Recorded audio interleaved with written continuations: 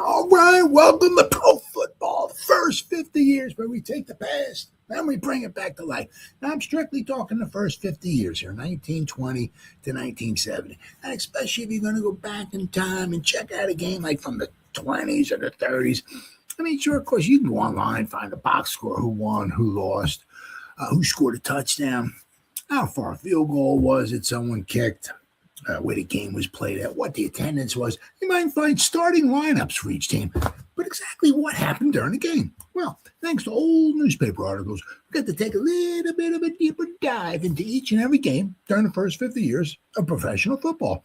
Now, a little news flash here for you. Ain't no fancy videos or nothing like that. Here, all there is you and me for the next 30 to 60 minutes. So if that's all right with you, let's get it on in today's game. Interesting one here. Philadelphia Eagles at the Chicago Cardinals at Bloomington, Minnesota. Metropolitan Stadium. Oh, yeah. Word to your mother. October 25th, 1959. Very, very interesting.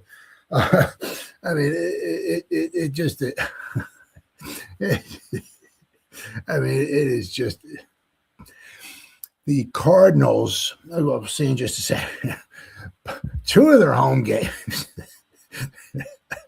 they were like the redheaded stepchild in Chicago to the Bears. I mean, you almost feel sorry for them. It was almost just comical. Two of their home games in 1959 were played in Bloomington, Minnesota, at Metropolitan Stadium. So it was a home game, but it was like, was it really a home game? This game drew a little bit over 20,000 people. Wasn't a sellout. About a month later, the Cardinals played the Giants at Bloomington, and that one drew over 26,000 people, I do believe. But I mean, was it really a home game? You know, now it was kind of I don't know, it's like the combo package. We're going to read in one of the articles here.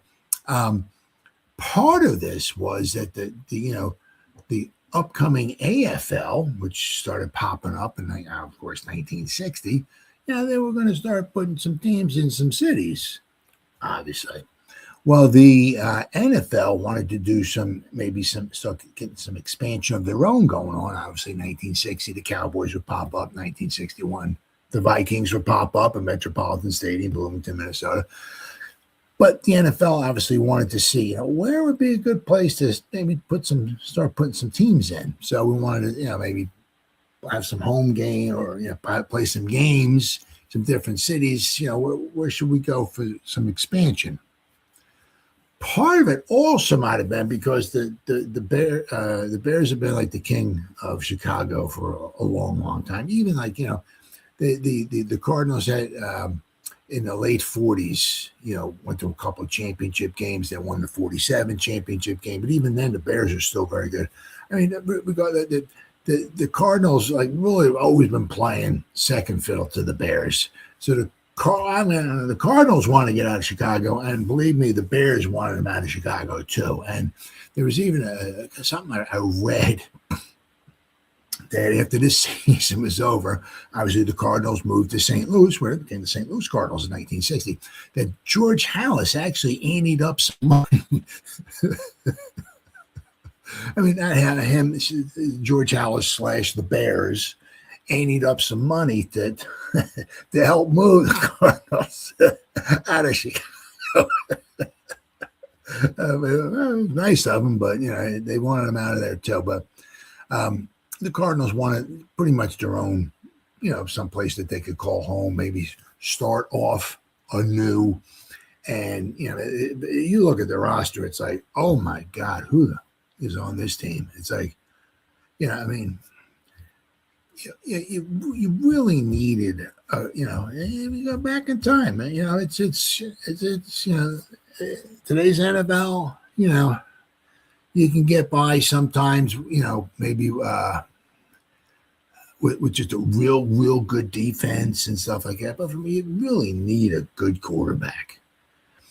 And the Cardinals had King Hill, and I believe who actually had rather lengthy career in the NFL. Good for him. Majority of it was a backup quarterback, and actually, King Hill actually would play a majority of his career with the Philadelphia Eagles, of all things. But he was the quarterback. He was the starting quarterback. Then he was, I think, MC, not MC Hammer. I think it was MC Reynolds was their backup quarterback. It's like, meanwhile, back at the ranch, the Eagles had, two Hall of Fame quarterbacks. They had Norm Van Brocklin, and if something happened to him, they had Sonny Jurgensen. Now, of course, we're talking a young Sonny Jurgensen who was not the Sonny Jurgensen quite, maybe, of the mid 60s, the late 60s, and the 70s. You could just sling the ball all over the field, but still, they had two Hall of Fame quarterbacks on. Let's pop this up here. I get a lot of coverage on this game here. So first we'll start off with the Philadelphia Eagles. Now, once again, they had, and every time, this is a fantastic season. 2 thumbs up for the Eagles. Not so much in the exhibition, but once again, it goes 2 ways with the exhibition, right? Exhibition is exhibition. If you do good, don't, pat yourself on the back, but don't think you're the king of the hill, because that's just exhibition. But then again, if you're playing the games, you do like to win them. But you see here, right? They played 18 games total.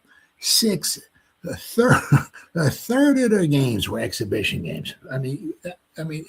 Do you know what kind of an uproar you'd have nowadays if these guys nowadays, I'm not playing, I might get injured. It's comical now. It really is comical. But back then, as you see here, they were 2-4. So, but during regular season, they won 2 games in 1958. They went from 2 wins in 58 to 7 wins in 1959. Then, of course, they won 10 games in 1960, where they won the whole kit and caboodle. So, this, even though they didn't win, the division or nothing like that, you go from 2 wins to 7 wins. That's a fantastic season. The only one that nudged them out would have been, of course, Vince Lombardi and the Packers, because they won 1 game in 1958 and they won 7 games in 1959. But regardless, the Eagles had a fantastic season. Part of it was this is Tommy McDonald's 3rd season. I thought it might have been his 2nd season, but it was his 3rd season. The first 2 years he was in the league, he played in the games, but he just wasn't much of a starter. He only started like a few games each year. But this year, the guy broke out. The guy just showed you how unbelievable he was. And I tell you what, if he came up with Norm Van Brocklin, they both played all their career together. Lord knows what Tommy McDonald could have done on the field. But the guy was fantastic. But you'll see that the Eagles were constant, right? They'd win a game, they'd lose a game, they'd win 2. They'd lose a game, they'd win 2. Right? So the season started, they lost to the 49ers, then they won 2. Then they lost to the Giants, then they won 2. Then they lost to the Browns, then they won 2. Then they lost to the Steelers, and with a few weeks to go, 3 weeks to go in the season, they still had a chance at winning the division, or at least maybe tying for the division, but they lost 2 of their final 3 games and knocked them out of any hope to win the division. They wound up tied 2nd place with the Cleveland Browns. So you wound up tied with the Cleveland Browns in 2nd place. You had yourself a heck of a season. Meanwhile, the Chicago Cardinals had a pretty good exhibition season. They played 7 preseason games. One of them, though, was, as we see here, the first one was against the Toronto Argonauts. Possibly, the reason why they played the Toronto Argonauts, possibly. I haven't done a video on this game yet, so if there's some information in some of those newspaper articles, it'll come more to light. But possibly is their coach, Pop Ivy here, was a coach in the Canadian Football League here. And you'll see he did pretty darn good. He was with the Edmonton Eskimos for what? We got 4 seasons here. He was their head coach. And, look, he finished first place. They played 16 games. He was 11-5, 14-2, 11-5, and 14-2. So, he had a very successful career in the Canadian Football League. Not so much here, because as you'll see right here, right, he became 1958 was the coach of the Cardinals. He was at what?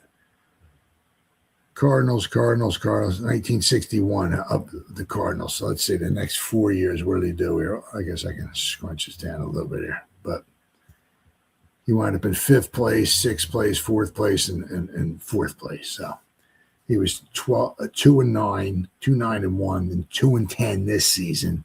He was 6-5-1. Okay, and then 5-7. But then he went to the AFL.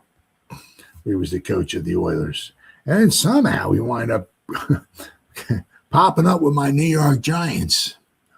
For 65. There was Giants were 7-7, but then in 1966 they were 1-12-1. I mean, he was their assistant defensive coach, or he was their defensive coach. 1966, possibly the worst defense in the history of football. So, and then he came back, 1971. I don't know that the Maras were smoking something to bring the guy back.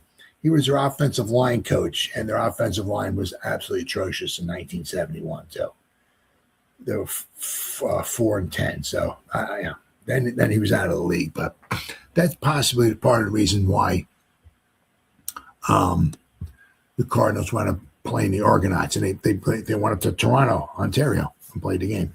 And I'm not exactly sure what the rules were, because sometimes what it is like the first half of the game is NFL rules, the second half are CFL rules. I'm not exactly sure, but they won that game pretty handily, 55-26. But besides that, they were 3-3. They lost 3 preseason games. They won 3 preseason games, but once again, that was just preseason. But then they won opening day. Two of the games that they won, the only 2 games that they won, they put over 40 points on the board. Now, you put up 45 points against the Steelers. That's pretty good. Steelers, tough defense, always tough defense. They put up 49 points against the Redskins because the Redskins were not very good either. But other than that, they lost every game. So, I mean, if you look at their roster, it's just like, oh, my God, who is on this team? They traded away Ali Matson the year before to the Rams. I'm sorry, the year before they had Ali Matson, they traded him away to the Rams. It made both teams bad. I mean, just the Cardinals had their 1 star, and they traded him away. And they got, there was like 8 players and maybe a draft pick in return, and it really didn't help the roster out. And certainly didn't help the Rams roster out because the Rams wound up in last place in the Western Division. So, but it is what it is. But so this game here, right, on October 25th, 1959, the Eagles, spoiler, wound up being a real good game. The Cardinals jumped out to a lead, and then the Eagles wound up clawing their way back and wound up pulling the victory out. But Bloomington, Minnesota, Metropolitan Stadium, it was a little over 20,000. So it wasn't even a sellout. So, all right. So as I said, this game was played in Metropolitan Stadium. So let's see here. What's your old Wikipedia? Now this does my heart good because when I started watching football in 1970, that's where the Vikings played. Metropolitan Stadium, outdoors in the weather elements, cold, the snow. That's football. So the Purple People Eaters, plus after I'm a Giant fan, after Frank Tarkenton got traded back to he was at the Vikings, and he got traded to the Giants, and he got traded back to the Vikings. I love Frank Tarkenton. So when he went to Minnesota, the Giants just sucked. Straight trash from 64 to 80. Had 2 winning seasons. So once Frank Tarkenton, went back to the Vikings, and I love the Purple People. I love the snow, all that stuff. That's football. Unlike the stuff they play today, where, everything's got to be pretty and inside and on artificial turf and all of that. So I had to vote for a winner, right? So the Giants were always number 1, but the second, and I like the Jets too, but they suck too. So my go-to team, like especially in the playoff, would have been the Vikings, right? So I love Metropolitan Stadium. All right, share the screen. All right, here we go. Now, of course, the Metropolitan Stadium also was the home of the Minnesota Twins. So a lot of things, went on in the stadium. There was the '69 NFC championship. I'm sorry, the NFC NFL championship game was played there. Between the Vikings and the Browns, there were World Series games played there between the Dodgers and the Twins, because the Twins had a very good team in the mid-late '60s and all. Harmon Killebrew and man, some good players. Metropolitan Stadium, the Met Stadium, the old Met, new Met, was an outdoor sports stadium in the north central United States, Bloomington, Minnesota. Wow, suburb of Minneapolis. Minneapolis Millers of the minor league baseball were the original tenant from 1956 to 60. But the Metropolitan Stadium is best known as the American League's Minnesota Twins and the Minnesota Vikings. Both played at the Met for 21 years, from 1961 to 81. And then, of course, the Minnesota Kicks of the American Soccer League from 76 to 81.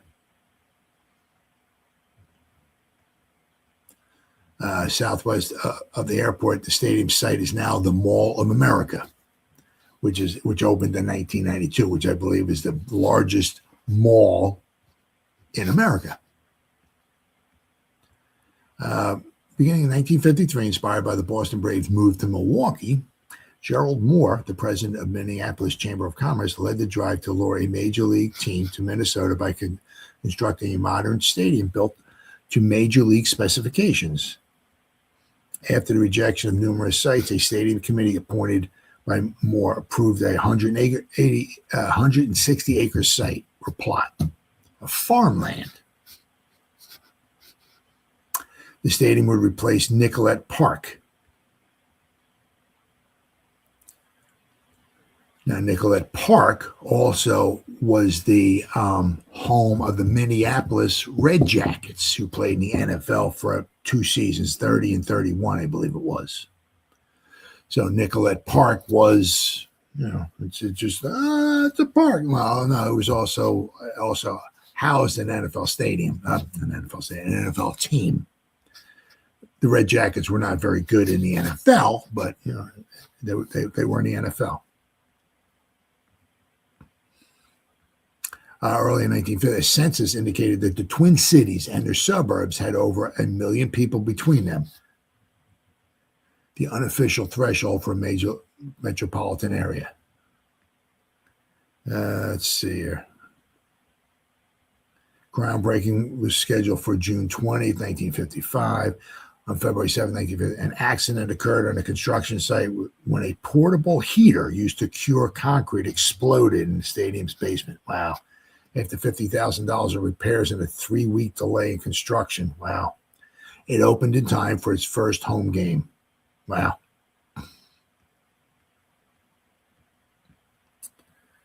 There we go. 1960, Calvin Griffin announced that his Washington Senators would move to Metropolitan Stadium as the Minnesota Twins. The Washington Senators were a terrible, terrible team in 1959. The Twins played their first home game on April 21st, 1961, with a loss to the new Washington Senators, who are now the Texas Rangers.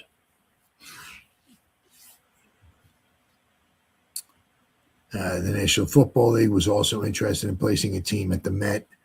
Conversations were had between the owner of the Chicago Cardinals about moving her team to the stadium. So this is where this came in. The Cardinals moved 2 of their 1959 regular season home games against the Eagles, the game we're talking about here. And I did a video on the other one, the Giants, which was about a month. It was 4 weeks later on November 22nd. The Eagles' attendance was 20,112, and meanwhile the Giants was 26,625. So it had 6,500 more people there. A preseason football game was held each September at the Met for its first 5 years, from 56 to 60. Met finally got a football team, right? as one of its charter cities for the inaugural 1960. The AFL, announced that Minneapolis-St. Paul as one of its charter cities. However, the NFL persuaded the team's owners to pull out of the AFL in January 1960 and join the NFL as an expansion team in 1961. And of course, they were later named the Minnesota Vikings. So it turned out the year's delay worked out to the Vikings' benefit. By the time the team played its first game, the Twins had moved into the Met and had been expanded to befit its new status as a big league stadium. The Cardinals, after playing 2 games in Bloomington at the Met, announced in March of 1960 that they planned to relocate to St. Louis. Now, interestingly, the Cardinals actually played one of their preseason games. They played in St. Louis, where the Busch Stadium, where they would start playing football in 1960. Let's see. Vikings were a smashing success. Here's a right here. This is with the Twins. You got the big scoreboard out there, right? Just of course is this is the same as what you see when we'll show you some pictures, right? With the Vikings playing there. Plenty of events happened there. The Beatles were there. I mean, my goodness. August 1965. The ticket was $4.16 plus tax, so $4.50 total with tax. And there's the Beatles. Pretty much, I guess, out in the middle of right. The Beatles were there. The Eagles were there. The Allman Brothers. Wow. Wrestling, pro wrestling was there. Wow. Huh? Final years and the demise, unfortunately. There you go. An abandoned Metropolitan Stadium in 1984. Very, very just. I just can't. I hate it because it was out. All this stuff was outside and all of that, and they took everything and they went inside, and I just can't stand it. Artificial turf is not football. Inside is not football. You got to play on grass in the weather elements. That's football. If it's cold where you're at, well, that should be an advantage to your team because you're used to that. I mean, not that any, the Viking players, nobody was jumping up and down for joy because it was 20 degrees outside. But, they were accustomed to that. Right? It's not like, the Rams come up to play the Vikings at Metropolitan Stadium, right? And it's 20 degrees. Well, the Rams ain't used to playing in 20 degrees. You could say, we're playing, you can play, but, it's the Vikings are a little better prepared. It's called home field advantage. So, but Vikings played their last game on December 20, 1981. Let's see.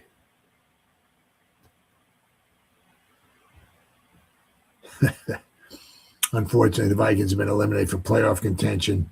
Knowing the fans be more determined to claim souvenirs, the Vikings tripled their security force in the game's final minutes. Many of the 41,000 fans began dismantling seats and bleachers, and thousands stormed the field once the game ended. The goalposts were torn down, pieces of the field were dug up, and speakers and light bulbs in the scoreboard were removed. Wow. Hundreds of injuries were reported, mostly minor scrapes and bruises, but also multiple head injuries sustained during the melee. Wow. That stadium was officially abandoned when the Vikings and Twins moved to the Metrodome. Can't stand that. So both the teams went indoors. Can't stand it. All right. So anyway, I'm just an old time fart. I can't hate the dome stadiums. Nope. It's like playing golf indoors or something. It's like get the heck out of it. Absolutely can't stand it. All right, so let's see some pictures here. There you go. See this is football right here. That's football, huh? Outdoors, cold, the snow. Come on. Unbelievable. There we go. This must be early in the season. But you'll notice here, both teams are on the one sideline. You see there's a huge gap here. See the sideline right here? A huge gap from here, right, all the way over here. So you're pretty far away from the action, especially if you're like in the upper part of the up here. You're pretty far away from the stadium. I mean, from the field of play. Here's a color shot of this here. I mean, once again, you can. This is cold. Once you start seeing some white around the outside here, it's cold. But once again, see people up here and all of that. See how far away they are from the action. It was just weird shaped. There's the last game at the Met. There you go. Right? People are just storming the field after the game was over. But it's just weird. I mean, it was just, the like the upper deck here. Then it was this is where the out in dead center field, because you got home plate would have been down here. You got the scoreboard, but there's some stands here. There's a double deck here. Just let's see, it could be better. Or here, this still look. I mean, right, there was some stands here. So that the fans played there, sat there. But then like there's a big gap over here. There's a double deck here, and there's like nothing over here. And there's a small amount of people over here. Same thing here, right? I mean, right? It's just odd. But you can see once again. See, this is directly in center field, because this is where the pitcher mound. Right, so when he throws the ball to the batter, he's throwing the ball, and the ball is out in the air. And behind the ball is a black, instead of them, is a black background, so the batter can pick the ball up. Let's see, they have any here's Fran the man here. There's my guy here. This is probably a playoff game here.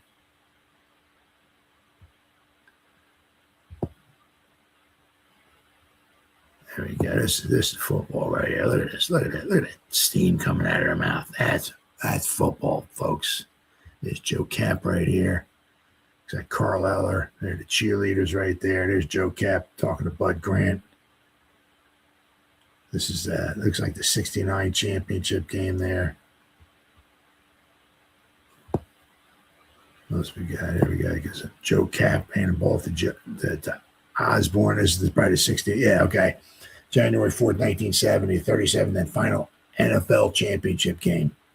Because the two leagues merged, so there was the NFC and the AFC championship game, but this is the final NFL championship game. It was 27-7. The Vikings won.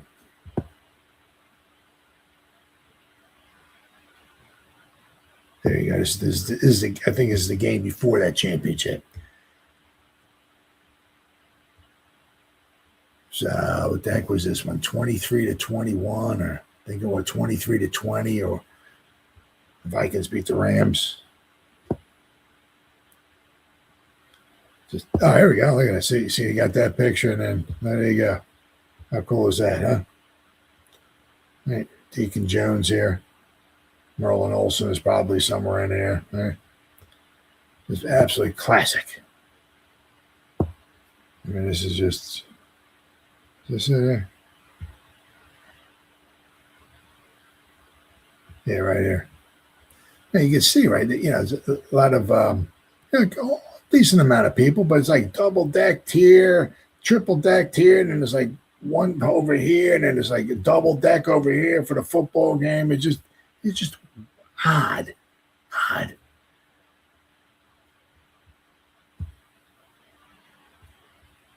Like 30 more photos from Metropolitan Stadium. This is tarps. I guess it's probably to keep you got to keep the field warm.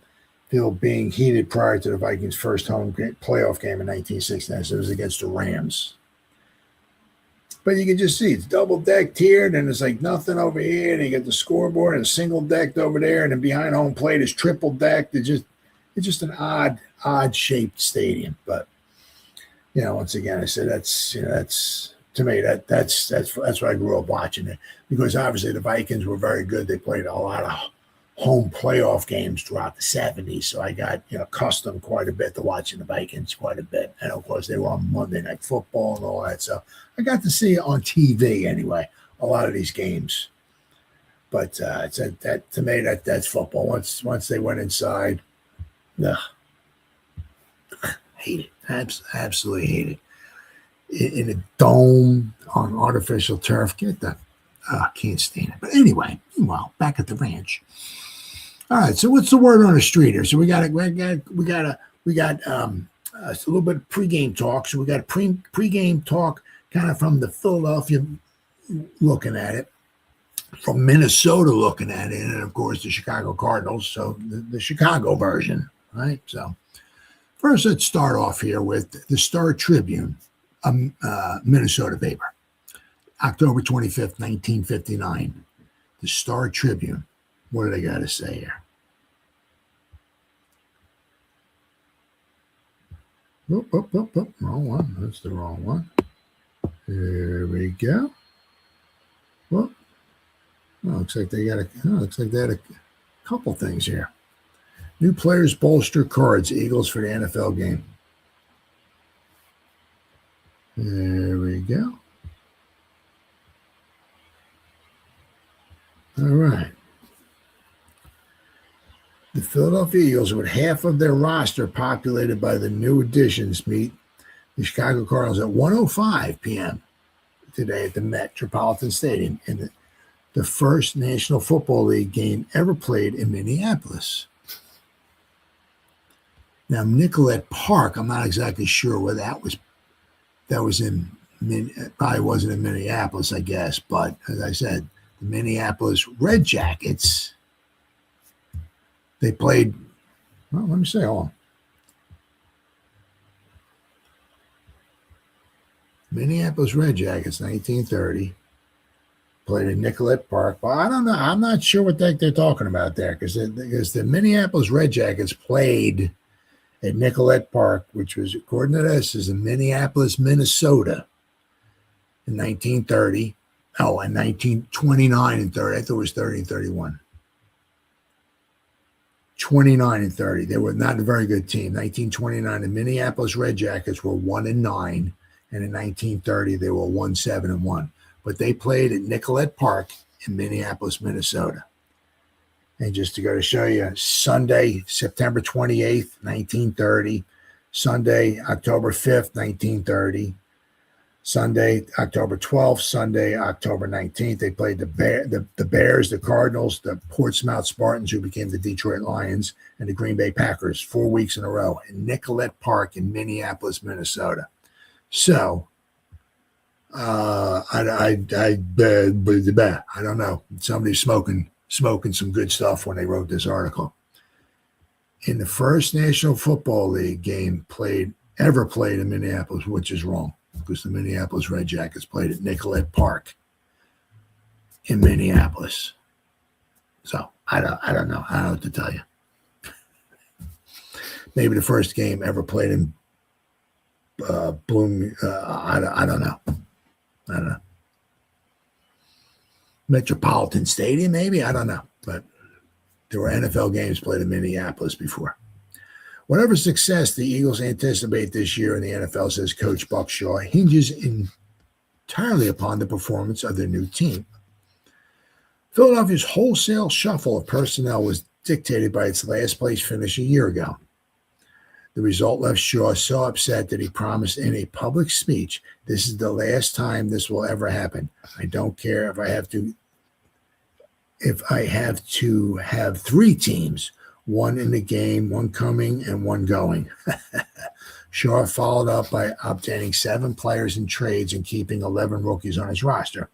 "If we can improve and climb a little in the standings," Shaw said last night, "the new boys are going to have to lead us." And I'll tell you what, they went from 2 wins to 7 wins. Fantastic season for the Eagles in 1959.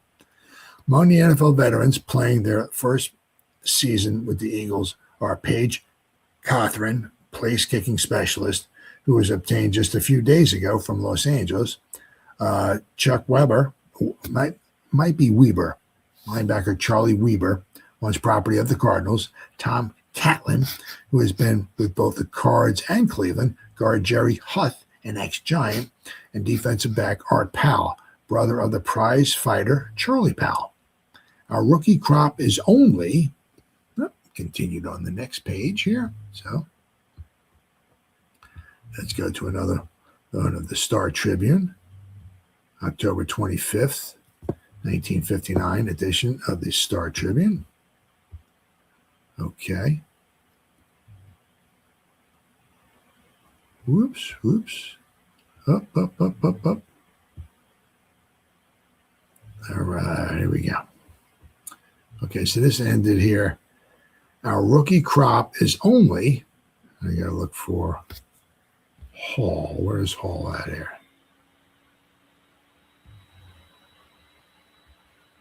There we go. The Minnesota Gophers are huge. The college team, football team, was huge in these papers. Okay, so once again, it says our rookie crop is only average, Shaw said, but we do have two real outstanding ones. They are halfbacks Theron Sapp from Georgia and J.D. Smith of Rice. The Eagles are 2-2 in league play. The Cardinals are 1-3. Both teams ran through short workouts yesterday. The Cardinals did one of the biggest pieces of trading in sports history, football, baseball, basketball, hockey, when they sent Ollie Matson to Los Angeles in exchange for 6 men, 6 good men, as it turned out. Well, I thought it was more than that. I thought it was like 8 guys and a draft pick. So it was more than 6 men. I got a bug on my computer. All right. I do apologize. All right. This is the youngest Windy City outfit in history, and Coach Pop Ivy is downcast only when he delves into the realm of what might have been. This is a realm paved with fumbles, and if your team is attacked by the virus of fumbleitis, there is nothing you can do about it. Pros can't carry footballs around with them to schoolrooms and classes as some errant prep or college players sometimes are ordered to do. Both clubs today boast men high in the statistical ranks. King Hill, injured quarterback of the Cards, has completed 45 of 82 passes for 587 yards. Bobby Joe Conrad has a rushing average of better than 7 yards per try. Woodland Lewis, the veteran end from Oregon, has received 21 passes for 397 yards. The thieving aspects of the Eagles also are carried out by Bobby Walston when it comes to throwing. Possibly Mr. Ivy and his Chargers have the top incentive today. You see, it was against Philadelphia last year that the percentage pick was broken, the sharp point piercing the Cardinal chances of success. The Cards were 2-3 in the won and lost column, and the Eagles stacked 21-14 in the dying minutes. Ivy ordered a back to take an intentional safety, giving away 2 points and then booting the ball far downfield. What looked like an opportunity for a first down opened up. The back ran with the ball and didn't make it. The Eagles scored their touchdown for a tie, and Chicago was held winless the rest of the way. The tickets for this game are $4 and $6 and will be sold starting at 9 a.m. at the stadium today. There will be no local television of any professional game today. Wow. Let's see anything here. It is here. Get some more. Whoa.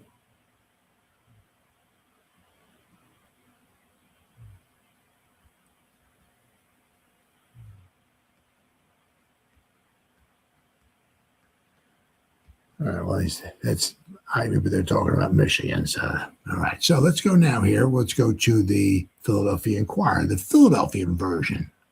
So the October 25th, 1959 edition of the Philadelphia Inquirer. What do they got to say here? Philadelphia Inquirer. All right, here we go. Eagles play Cards at Minneapolis. Let me refresh this before it winds up getting all screwed up. There we go. All right. This area, which hankers for some kind of American League ball, baseball or football, well, they're going to get them both in 1961, will take a look at National League Ball Sunday. The Twin Cities, which might get in the new American Football League, They won't, but they'll get into the National Football League, not the American Football League. Might get in the old American Baseball League. Yes, they will. And might get in the Continental Baseball League. Oh, that I don't know. Also might get the Chicago Cardinals. Nope. If they ever decide to abandon everything to George Halas, which they will after this season. Here you got a little comparison here. How the Eagles compare statistically with the Cards for this year. Points, I do apologize for that. I think it's 90, 77, but the Eagles have given up a lot of points. Cardinals given up a lot of points. Cardinals got actually, it looks like more first downs, more everything in the first few games. Though there's only been 4, as you see right here. Okay, Cardinals are in the bottom. That's where they're going. That's where they're going to stay. Eagles are 2-2. They'll be 3-2 after this game is over.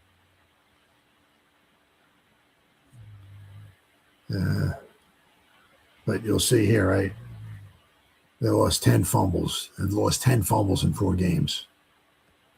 So that'll get you. Intercepted passes. And so, at any rate, the Cardinals and the Eagles hope to have them. The goings on in Metropolitan Stadium, which will be telecast by Channel 10 starting at 2 p.m. That's Channel 10. That's I know that channel well because I'm about 20 minutes from Philadelphia right here.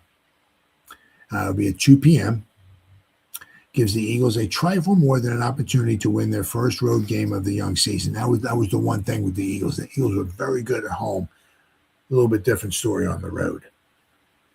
If Buck Shaw's men prevail, they will stay in the thick of the Eastern race by improving on a 2-2 record. They were in it. Basically, they were right there with 3 games left to go, but they lost 2 of their final 3 games. And the Cardinals are already in the thick of the soup in the West with a 1-3 log. I'm not sure what they're talking about the West here. Cardinals already in the thick. I mean, I guess some of these guys are just smoking their lunch. I'm not sure. They're in the thick of the West. Now the Cardinals are in last place in the East with a 1-3 record. So I'm not sure what these guys are smoking. The success of the Eagles hinges on how well they cope with the running of John David Crow and the passing of King Hill and/or MC Reynolds, not MC Hammer. The latter 2 were left in ill health as the Browns left the Cards for dead last week, 17-7.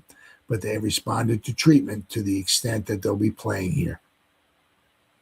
Crow, who learned to run earnestly and hard at Texas A&M, is in excellent health, anxious to add to his 5.4 average from the Cards' double wing type formations. Then, of course, there's Bobby Joe Conrad, who has run less than Crow, but for a 7.3 yard per average. The Cards' exciting offense has been hampered by the fact that they've lost the ball 10 times on fumbles. The Eagles haven't lost any on fumbles. Cardinals haven't boasted a stiff defense in recent years.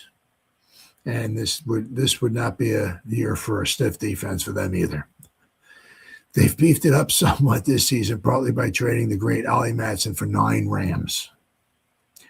But it still has given up 1,317 yards. The Eagles have surrendered 1,333. Now, that would be in 4 games. The game will introduce one new Eagle, Paige Cothran, a place-kicking specialist who was dropped by the Rams. And here on your TV screen, these will be the players. Now, of course, there's only 30. Now, I don't know. The Eagles, looks like they got an extra player here. But there's supposed to be 36 players on a team, unlike today where there's 53 on the roster. You only dress, I think, 46. Well, back then it was only 36. So every man was very vital to the roster. You had Norm Van Brocklin, a Hall of Fame quarterback who was the punter. What did that mean? That meant when after he punted the ball, he'd I guess run down. I guess he wasn't the lead man, right? But I mean, if the guy broke loose, you got your Hall of Fame quarterback there trying to make a tackle.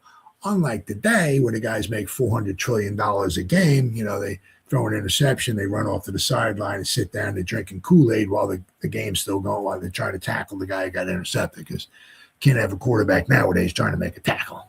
Guy might get injured. Don't want that. All right. And then finally, we got the Chicago Tribune. So we got the Chicago. Look at this here. So the October 25th, 1959 edition of the Chicago Tribune. What do they got to say?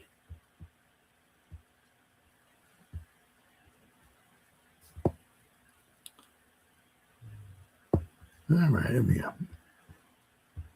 All right. Let me refresh this here. There we go. Battle Eagles in exploring cities' major ideas. And this should be the starting offensive lineups for each team. The Eagles with 3 Hall of Famers, Tommy McDonald, Norm Van Brocklin, and Chuck Bednarik. And while you look at this roster here, and it's like, oh my goodness. I mean, Bobby Conrad, John David Crow, but all right. Civic boosters in this sprawling Midwestern metropolis will keep a hopeful eye peeled as the Chicago Cardinals and the Philadelphia Eagles meet Sunday in a transplanted National Football League battle. The size of the crowd is seen as a barometer of Minneapolis' readiness for Major League Football and baseball.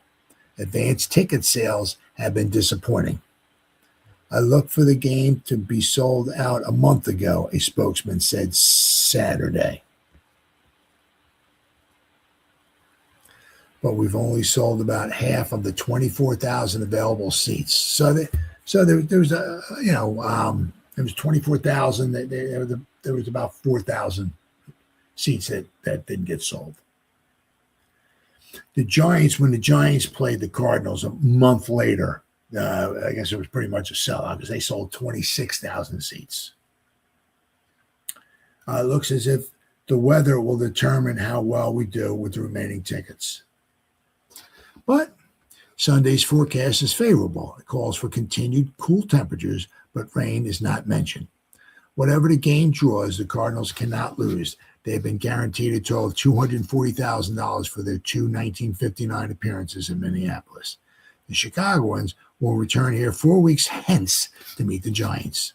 The 2 Minneapolis games, listed officially as Cardinal home contests, will assure the Chicagoans a successful season from a financial point of view, according to Walter Wolfner, the club's managing director.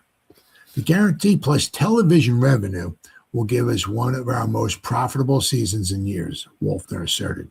The battle will be televised back to Chicago by CBS and will be carried on WBBM, Channel 2, beginning at 1:05 p.m.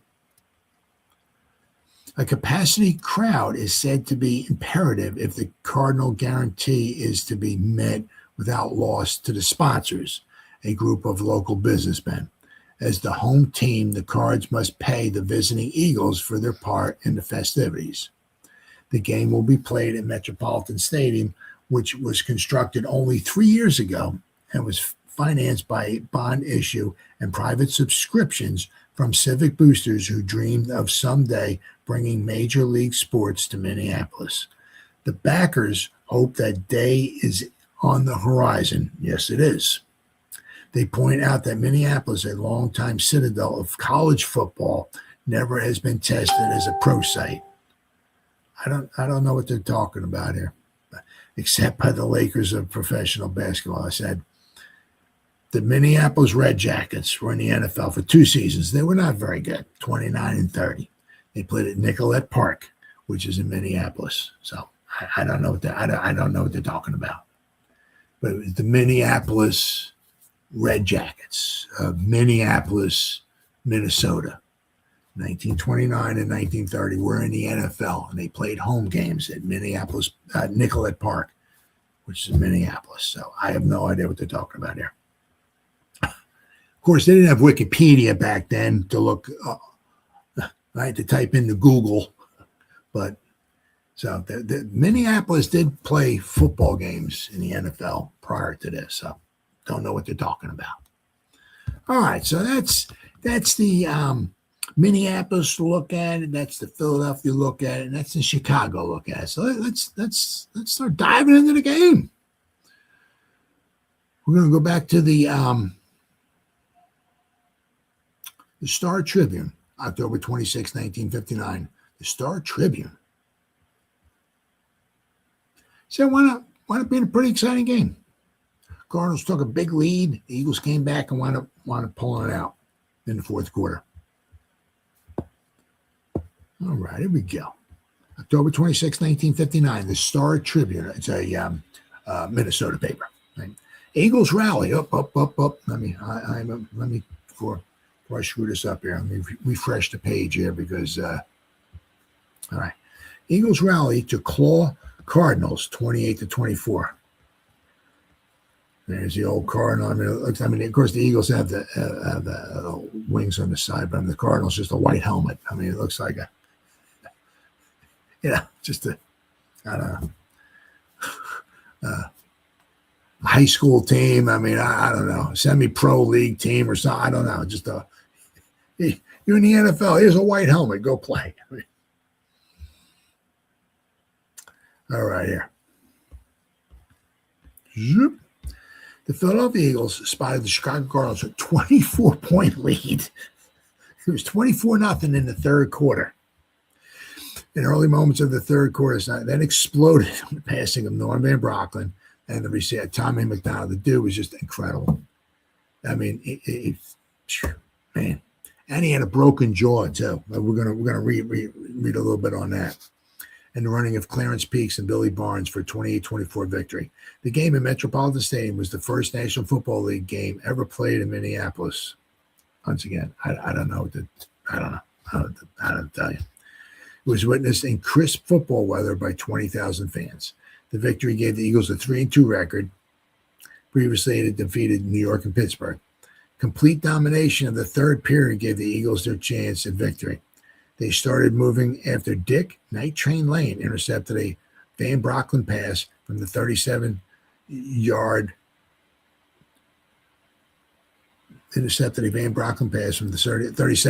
line, I guess. And a touchdown run to give the Cardinals a 24-point lead on the third play of that period. From this moment, the game turned completely about. A pass from Van Brocklin to McDonald was good for 71 yards, and Eagles' first touchdown came a moment later on a 2-yard plunge by Barnes. Bob Pellegrini intercepted Roach's pass on the Eagles' 29, and another advance was climaxed by a short touchdown pass from Van Brocklin to McDonald. Yes, if you look, these were the quarterbacks. John Roach, MC Reynolds, and King Hill. Those were the quarterbacks for the Cardinals. And I said King Hill actually had played about like 10, 11 years or so in the NFL, but it was always like a backup for the most part. So.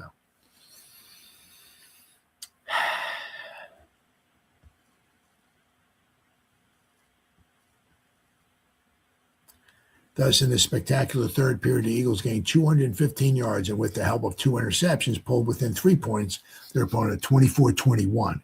After both teams missed ties for field goals in the fourth period, the Eagles started from their 20-yard line and scored the winning touchdown in 8 plays, the last of which was a 22-yard Van Brocklin to McDonald pass.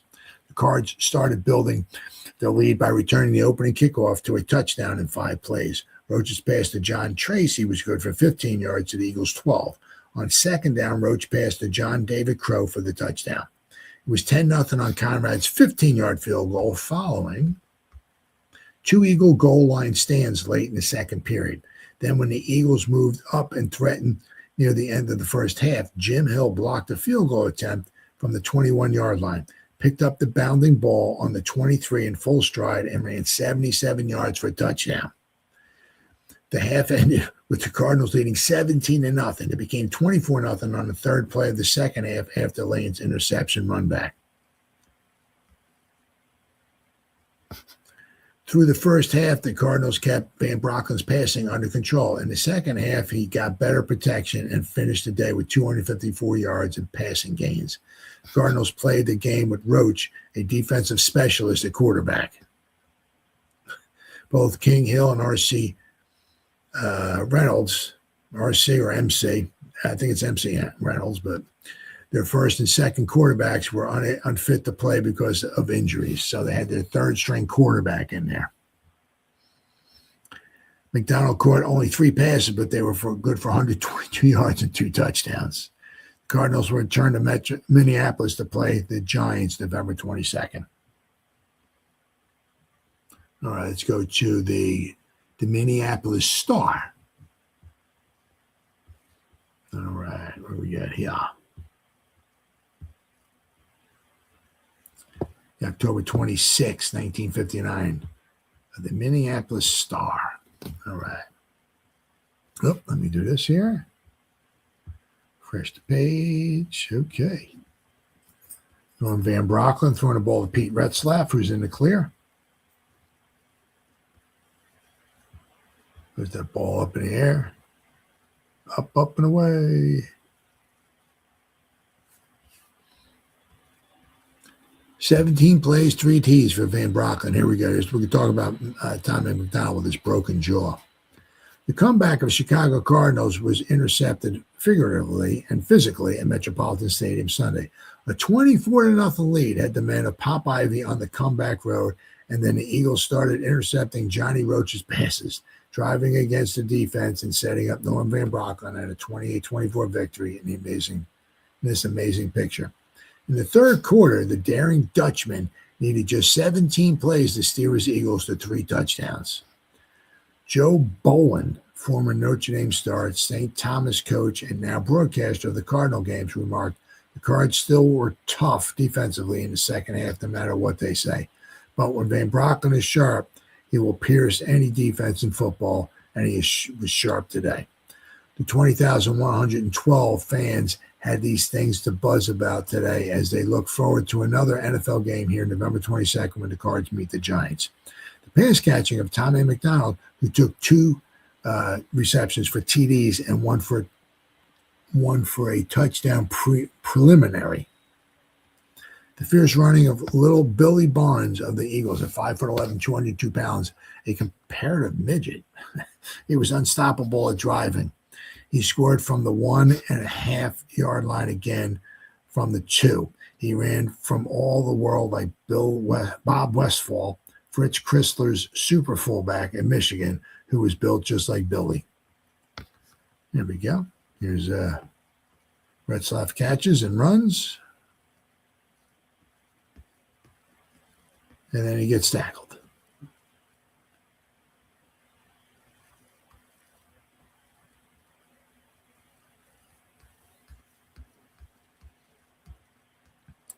This was the story of the game. Van Brocklin, McDonald, and Barnes, plus catching by Pete Retzlaff, an unquenchable spirit, a sturdy line, and the interceptions. In Roach's behalf, there can be sympathy. John is third string with M.C. Reynolds and King Hill injured, and he engineered some nice drives in the first half. He felt apologetic afterwards. The poor kid once half fumbled, and the resultant interception came from the Cards were nearing pay dirt. He passed to John David Crow, a Cardinal standout Sunday, for a 10-yard touchdown. Bobby Conrad kicked a 15-yard placement, and then came one of the freaks of any season. And Jimmy Hill broke through on a attempted Eagle field goal, blocked it cleanly, found it on the perfect hop right in front of him, and sprinted 77 yards, gaining with every step on a couple of hopeless pursuers. Then in the third period, Dick Night Train Lane gave the Eagles a dose of their own medicine by intercepting a pass for a touchdown, and it was 24-0. The Dutchman started dealing. He dealt a 71-yard heave to McDonald, who made a running, stretching catch and got close enough for Barnes to sneak over. Van Brocklin hit McDonald with a 29-yard touchdown, and an interception led to a drive that wound up with Barnes bumping over from the 2. By now, the Cardinal rooters were awestruck. The East Side Philly rooters hysterical, and the sensational catch of the day was saved for the finale as, with less than 3 minutes left, and the ball 20 yards from the Cardinal goal. Van Brocklin threw to the right. It seemed doomed to be for an incompletion, but hurtling through the air to his left went McDonald. The sizzling ex-Sooner caught the ball in his fingers and hung on as he dove to the ground inches inside the sideline. That left the fans limp and may keep them buzzing until November 22nd.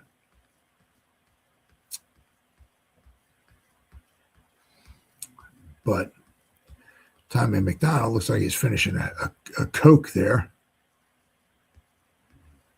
Excuse me.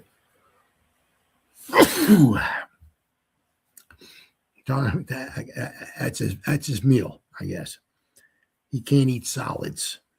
Souped up ace, 2 TD Eagle loses 13 pounds.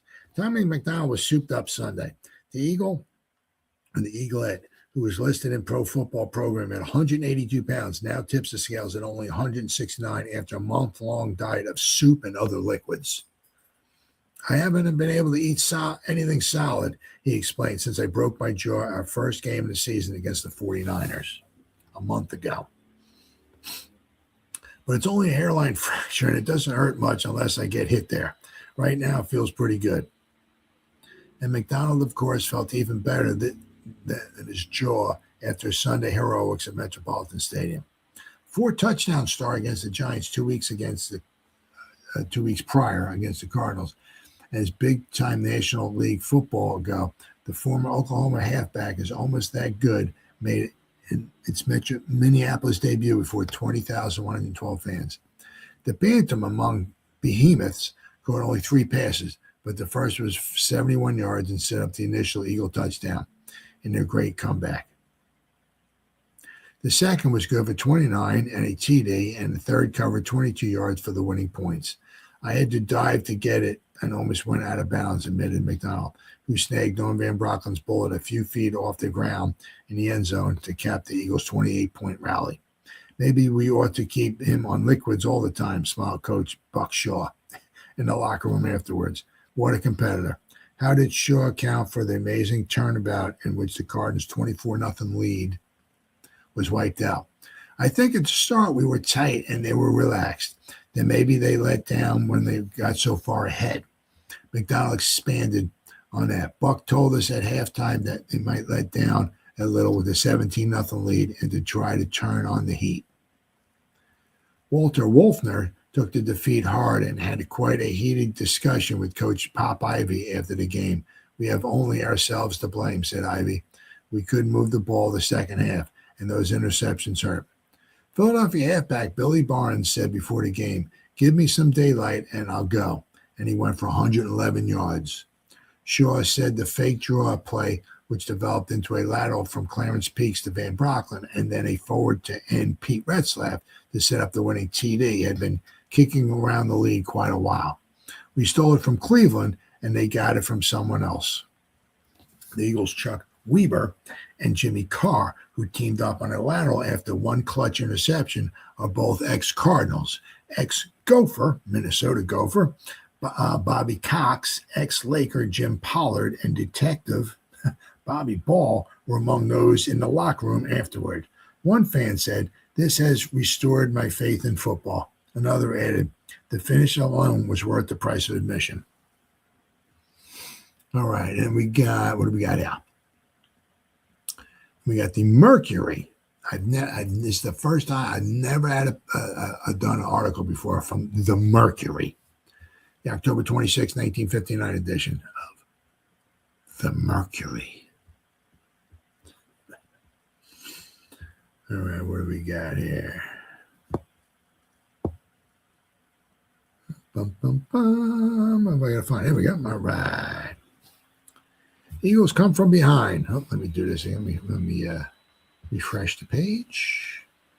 Eagles come from behind. Surge, overhauls, and beats the Cards, the Chicago Cardinals, 28-24. All right. And you'll see after this game's over, the Eagles just one game out of first place at 3-2. The Giants are 4-1, and the Cardinals are 1-4. But you see, the Eagles, I mean, except for Baltimore and San Fran, they're 126 points. I mean, they put up some points. It's just their defense is, Philadelphia Eagles stormed from 24 points behind to beat the Cardinals 28-24 Sunday behind the second half aerial of the offense of Norm Van Brocklin and Billy Barnes' line blast. A crowd of 20,112 attending the First National Football League. I don't know.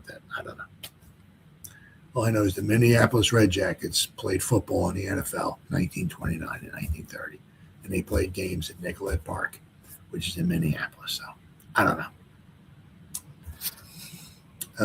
Watched in near freezing weather, and it was at the end of October. So Van Brocklin fired 2 touchdown passes and teamed with Tommy McDonald on a 71-yard play that set up another score. The payoff was a 22-yard throw from Van Brocklin to the corner of the end zone that sent Philadelphia into the lead for the first time a little more than 3 minutes from the finish. The Eagles' second half comeback was remarkable and a stunning turnabout after the Cards frolicked to a 17-0 first half lead and then boosted it to 24-0 in the early moments of the third quarter on a Dick Knight Train Lane 37-yard run back or interception.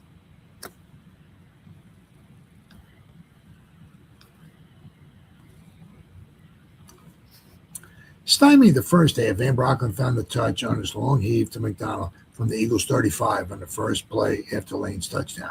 McDonald sprinted to the 14 and Barnes bowled over from the 1.5 a minute later. Bob Pellegrini intercepted a pass from Chicago's Johnny Roach on the next series, and Van Brocklin pitched a 29-yarder to McDonald to make it 24-14. Another interception, this one by Chuck Weber, put the steaming Eagles in position a few minutes later, and Barnes scored in 2 plays from the 17. He went over from the 2. The Eagles paraded 80 yards on Van Brocklin's passes for their winning touchdown. The veteran quarterback whistled a line shot to McDonald, who made a reaching grab just in bounds. The victory was Philadelphia's third against 2 defeats and kept the Eagles in hot contention for the Eastern Division honors. It was the Cardinals' 4th straight defeat and buried them deeper into the Eastern Division cellar. Roach, former Texas A&M star starting his first game at quarterback for the Cards, got off to an impressive beginning. He connected with John Tracy with a 51-yard pass in the first 90 seconds and then passed 20 yards to John David Crow for a touchdown. Crow's 43-yard trek to the 10 led eventually to Bobby Joe Conrad's 15-yard field goal in the second period. Van Brocklin, who ultimately completed 16 passes out of 27 tries for 254 yards, got the Eagles moving for the first time late in the half. But Jimmy Hill raced in to block Paige Cothran's field goal attempt from the 21, scooped up the ball on the 23 and charged 77 yards to score with 10 seconds left. Oof. Lane's touchdown early in the fourth quarter appeared to put the Cards out of reach, but they were powerless in the face of the Eagles' surge. Chicago might have survived had they saved for 2 key Eagle interceptions on Roach's passes. Roach was filling in for King Hill and MC Reynolds, the Cards' top 2 quarterbacks, who were injured in last week's Cleveland game. Now you see here, right, Eagles outpassed them, and rushing was pretty much even. They had 22 first downs. Chicago Cardinals only had 14. 9 out of 23 passes. They had 4 passes intercepted. Right. And they lost 2 fumbles. So the Cardinals lost 12 fumbles on the season so far. The Eagles did lose their first fumble of the season now. But the Cardinals had 6 turnovers. So what you'll notice, quite often back then, just kind of quite often, not all the time, the penalty yards were rather low. Not all the time in every game, because sometimes you get these slugfests, and I literally mean slugfests, where they're slugging it out, so you get some yards. But a lot of times the penalty yards are relatively low. Unlike sometimes today where it's like the refs need to, they're like the co-stars. You got the 2 teams and then the refs. The refs want to get in there. Maybe you got to throw some flags. Let's get some yellow. Sometimes it makes the games almost unwatchable. Like every other play, there's a penalty. Can't stand it. All right, and then we got, let's see here, I got a couple more things here. Let's see if I can read these real fast here. Share the screen. All right, where are we at here? Okay, all right. Now this would be the Philadelphia Bulletin. October 26, 1959, the Philadelphia Bulletin. And when I was doing this on microfilm, I think there was a ball of hair. I should have wiped the glass. You'll see this hair on some of the other papers. Eagles surged back to beat the Cardinals after trailing by 24 in the third. The mark of a good team, said Eagles line coach Nick Scorch, is the ability to come from behind and win. This team of ours is not only a good one, but may even be a great one. If these kids ever realize their potential, they're all the way. They could go all the way, maybe. Scorch was referring to, of course, the Eagles' tremendous 28-24 comeback. Of course, I can't read any of that because this is a ball of hair. So went on to they grabbed their triumph in their third triumph in 5 outings and continue in contention for Eastern Conference honors. Head coach Buck Shaw was asked if he ever anticipated such a comeback with the Eagles trailing 17-0 at halftime and seemingly out of the game. Shaw is amazed. Then we got Billy Barnes over here. He goes back, climbs over a pileup of players at the goal line for the team's first touchdown. He's jumping up here. He's going to put his cleat on somebody's head and stuff. You just look at that. That's a pileup there, baby. Huh? Let's see. Shaw is amazed. I doubted it very much, Shaw said, but I told the team in the dressing room that perhaps the Cardinals would have a little bit of a letdown and they might become smug and that we should keep on pressing them. These young men really amazed me. The Cardinals were hot for this one, playing on alien soil before 20,112. They had to pull all the stops to stay in contention after losing 3 of their last 4 games. The fact that they didn't win was a tribute to the Eagles' never-say-die spirit, sparked by some viral defensive play. Viral. They just wouldn't let us have the ball in the second half, said Cardinal coach Pop Ivy, bearing his balding head in his hands. The Eagles are a greatly improved team over last year. I would say that their defense is at least 100% better. Ivy's woes were compounded by a chewing out from his boss, managing director Walter Wolfner.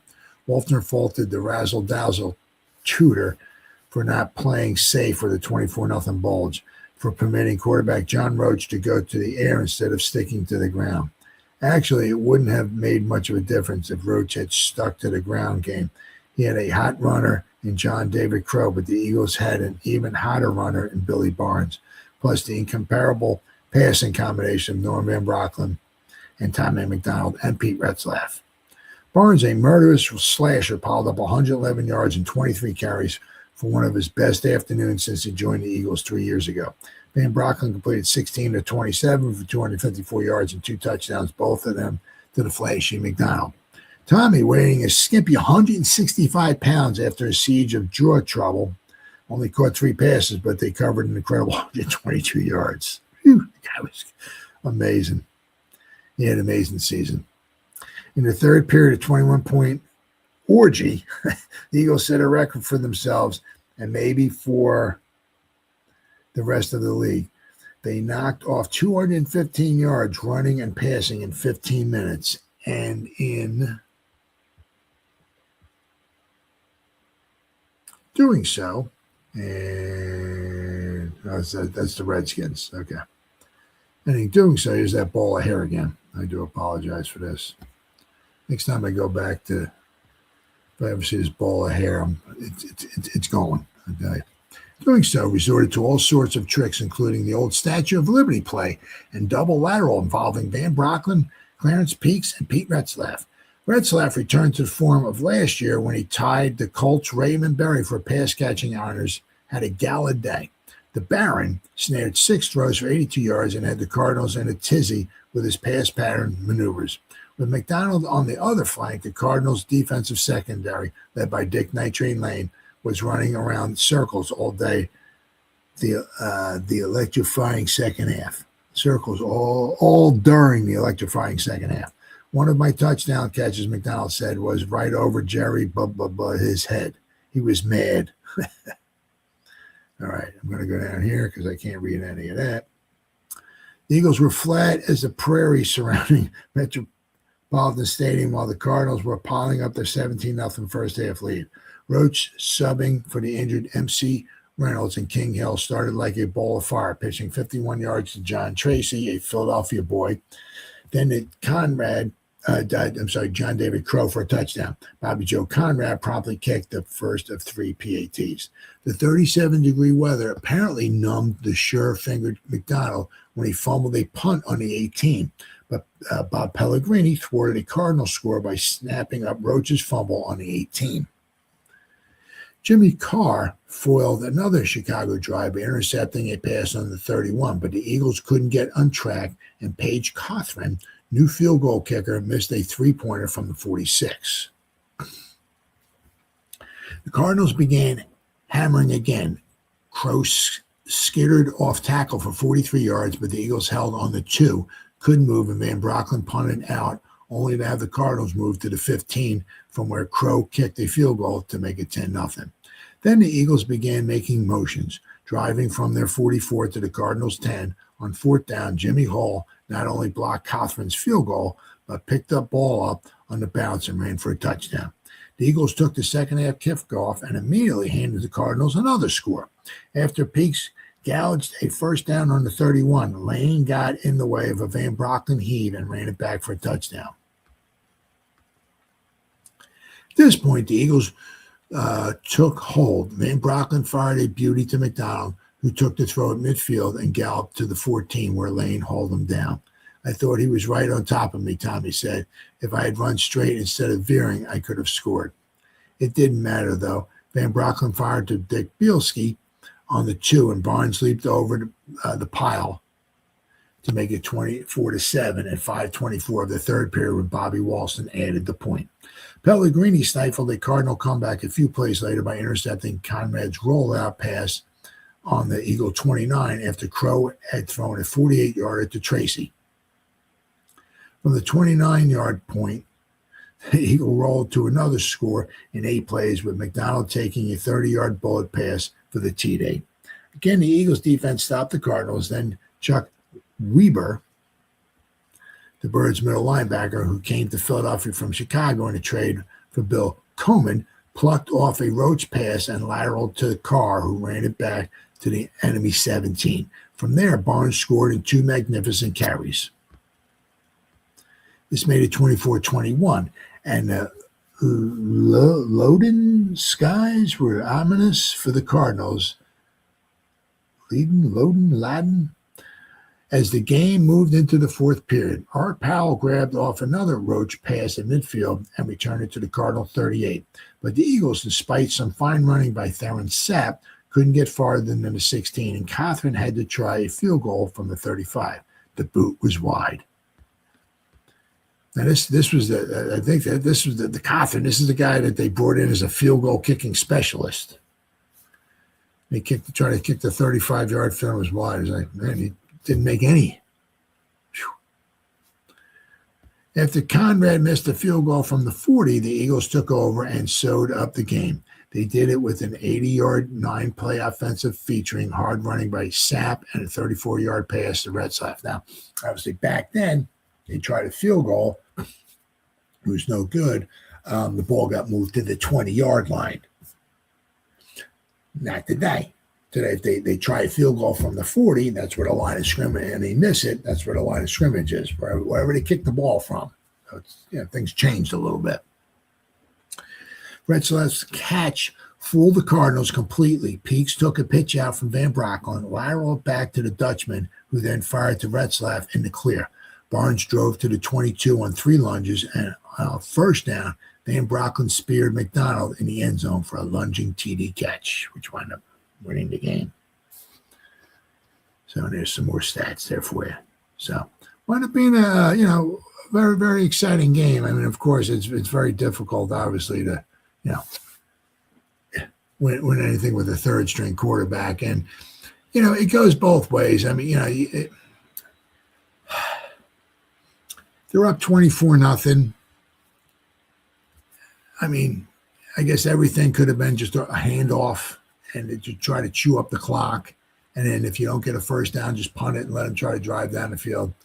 I get it. It goes both ways. I mean, you hate to see your third string quarterback throw a couple interceptions here, maybe wind up costing you the game. But that was just the way it was for the Cardinals. I mean, pretty much with the fumbling, the team just was not very good. The quarterback play was not super spectacular. The defense was really not that. I mean, they always seem to find a way to lose. And sometimes it doesn't, if you're that bad or if you're that jinxed or if it's just not going to be or not meant to be, you can be up 24-0 as the Cardinals were, and you can find a way to lose a football game. It's just one of those things. I mean, as I said, the Cardinals were they were just not very good. The coaching was not very good. The team was not very good. The quarterbacks were not very good. It was just not a very, very good team at all. And it showed. Because the Cardinals only won 2 games in 1959. But, things were looking up, I guess, for them, because after this season was over, they would get out of Dodge. They would get out of Chicago. They would get out of the shadows of the Chicago Bears. And they would go to St. Louis, where they would become the St. Louis Cardinals. Right? Get a little breath of fresh air. And, of course, then for the Eagles, they won 2 games in 1958. They would win 7 games in 1959. And they would win 10 games in 1960, where they would beat Vince Lombardi and the Green Bay Packers 17-13 at Franklin Field in the 1960 championship game. So that's the way it was on this date, October 25th. 1959, as the Philadelphia Eagles played the Chicago Cardinals in Metropolitan Stadium in Minneapolis, Minnesota, in pro football, first 50 years. Thanks for watching. I'll see you next time.